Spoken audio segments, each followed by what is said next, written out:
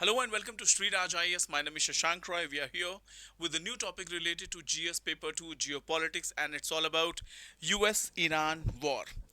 It all started on 28th of February when Israel and USA attacked Iran and tried to destroy it completely. But we are in the 37th day of war and there is no solution in sight. Everyone is claiming that they are winning the war, while United States of America is announcing that Iran will be sent back to Stone Age. The story seems to be completely different. Iran is inflicting greater damages not only on USA but also on the allies in Middle East. Israel is also severely attacked. So in this topic, in this article, in this entire video, what are we going to talk about? That what are the terms and conditions forwarded by Iran and USA to end this war? What is the exit strategy? What Iran wants and what US wants, why there is a conflict and why there is a trust deficit, and how this trust deficit will stop any kind of solutions to come forward. So let's have a look at it. So UPSC syllabus talks about GS paper 2 international relations, and this is West Asian geopolitics, US Iran relations, nuclear diplomacy and sanctions regime. In GS paper 3, we'll talk about nuclear proliferation, strategic choke points, and conflict resolution framework. So, before we proceed, let's understand this entire topic, entire class through diagrams, because diagrams are the best way of learning things. So here it is. Let's understand everything from this perspective. On 28th of, I'll change the color. On 28th of February 2026, what happened? What happened? USA plus Israel attacked Iran. Attacked Iran. Then what happened? They thought they will simply topple the supreme leader. Supreme leader. They will go for the regime change, right? They will destroy the nuclear capability of Iran, and they will force Iran to go for the negotiations. Also, US believed that this war will not last for more than 10 days. But the story is something different. On 28th of February, US and Israel attacked Iran with the hope that they will kill supreme leader, they will topple the government, they will go for the regime change, they will install a puppet ruler in Iran, they will destroy complete nuclear capability of Iran, and then force Iran for negotiations. And they expected that this war will not last for more than 10 days, but we are here in 37th day of war. 37th day of war, and US and Israel plus allies are bleeding profusely due to Iranian attacks. Bleeding profusely. Now, this entire US Iran war is a classic example of asymmetric warfare. Asymmetric warfare, which I have already explained in my previous article. So this is a classic example of asymmetric warfare. What is the meaning of asymmetric warfare? It means that when two adversaries are fighting with each other, on one hand we have the world superpower, on the other hand we have a small regional player like Iran. So this is what asymmetric warfare means. There is no symmetry in their capability, in their warfare capability. But despite this asymmetry, the smaller country is inflicting more damages on the bigger country. It's like David and Goliath story. Right? This is the best example. David and Goliath. So this is what is the scenario. Now what is happening? What Iran wants? What Iran wants? Iran has four primary demands. What are these demands? These demands are: the first one is war reparations. War reparations means compensate us for the war. You initiated the war, You destroyed our economy. You destroyed the critical infrastructure. You enforce sanctions, so you have to pay the war. In this way, Iran is showing a moral standing in front of the world. So that is the first demand. What is the second demand? The second demand is Iran doesn't want only lifting the sanctions or easing the sanctions. Iran is looking for lifting the sanctions, not easing. Iran is looking for lifting the sanctions, complete removal of the sanctions, because easing will not work. So, not easing, it's lifting the sanctions. Second, control over Strait of Hormuz, control or stake in controlling Hormuz, because Israel will not leave control over Hormuz, and geography blesses Iran for this control or leverage. Controlling Hormuz, war reparations, sanctions lifting. Sanctions lifting. Now, the fourth point Iran wants to highlight is mutual agreement, mutual agreement for non-aggression. Non-aggression from whom? Non-aggression from Israel, from USA, and from Saudi monarchs. This is what Iran wants. Iran has four primary targets, four demands: controlling Hormuz, war reparations, lifting sanctions, and mutual agreement for non-aggression. This is what Iran wants. Now, on the other side, what US wants?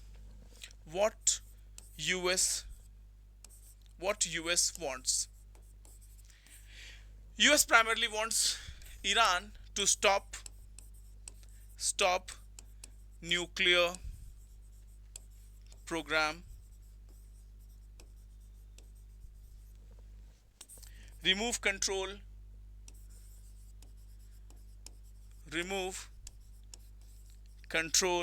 from Hormuz. In return, what US will do? In return, US will think about easing sanctions and giving incentives to Iran.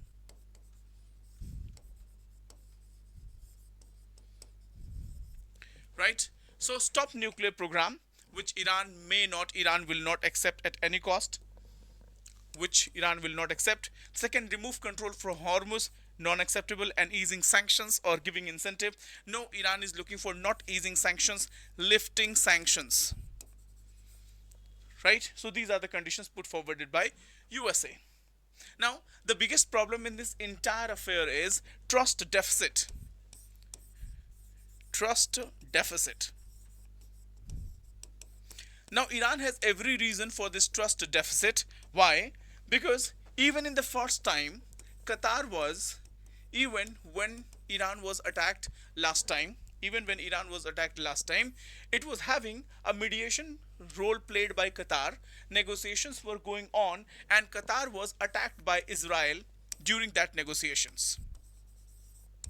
So, again, even in this time when Iran was attacked, negotiations were going on, and in the middle of entire negotiation, Israel US attacked Iran. So there is a trust deficit, and if there is a trust deficit, no conflict resolution can take place. No conflict resolution can take place. Now, the biggest problem with this entire war is, now, what Trump wants. Trump has an ideology. Trump believes in maximum pressure. Trump believes in maximum pressure. What is that maximum pressure?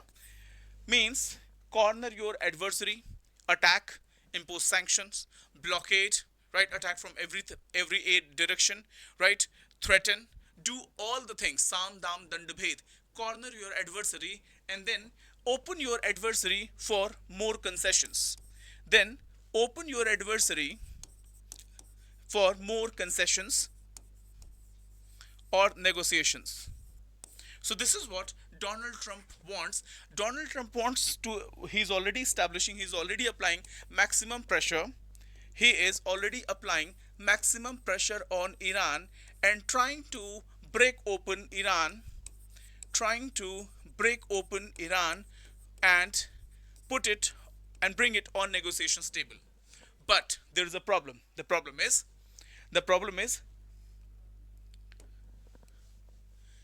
with every day of delay, with every day of delay in war, it is costing too much money. The cost of war is escalating. Energy crisis, energy crisis is rising. And the third problem that may arise, that more this entire regional war may spill over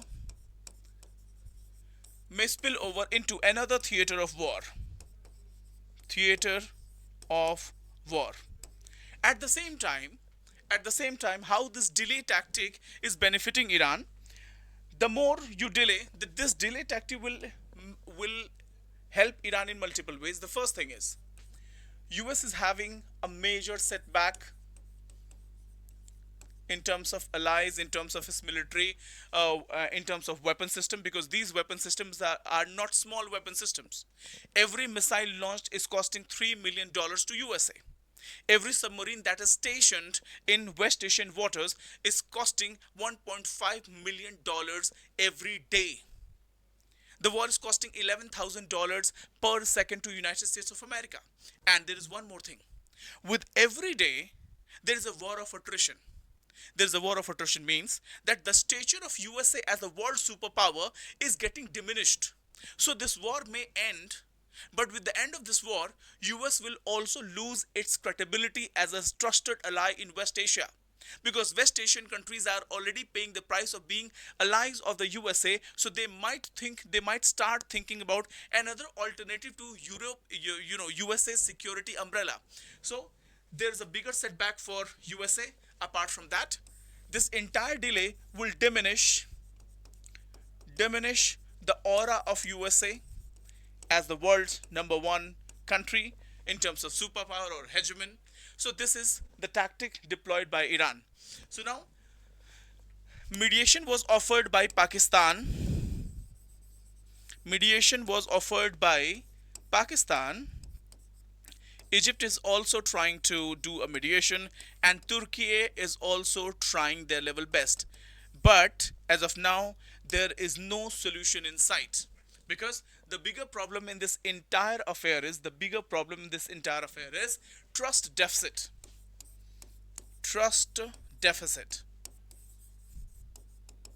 Right? Now, with every passing day, what is happening? With every passing day, US is becoming isolated. US is feeling isolated. Why?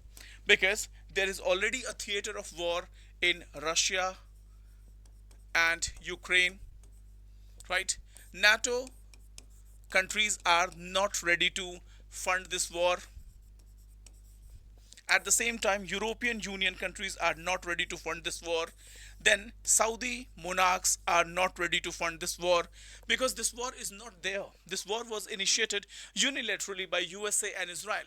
So US is feeling more and more isolated, and the more delay it will take, the more isolation will be faced by United States of America. So this is it in this article. I will take you through 1 minute, please. Yep. So I've already explained you through diagrams,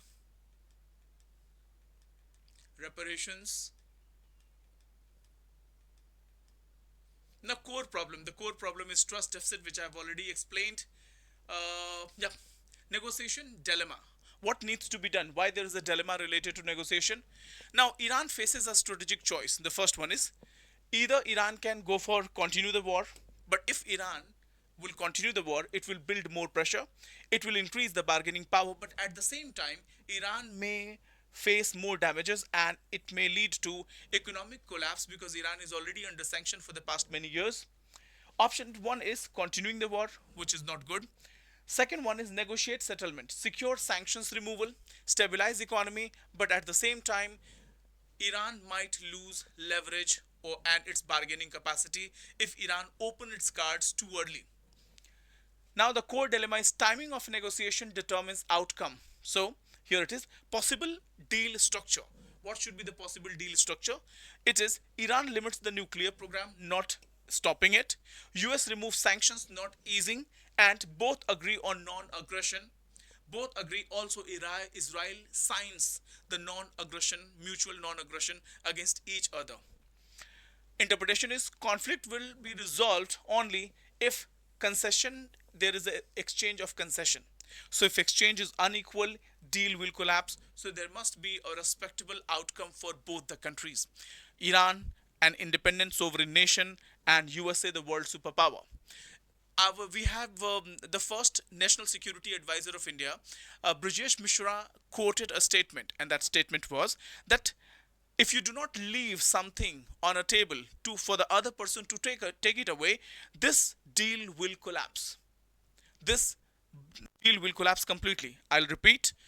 The first National Security Advisor of India, Brajesh Mishra, said in one of his statement, he gave a statement that if there is nothing to take away for the other person from the negotiation table, that negotiation is bound to fail, and that is what is going to happen if these points are not followed in this entire negotiation. So this is it in this article. We'll get back to you with some more article. Till then, thank you so much. Wish you a wonderful day ahead. Jai Hind, Jai Bharat.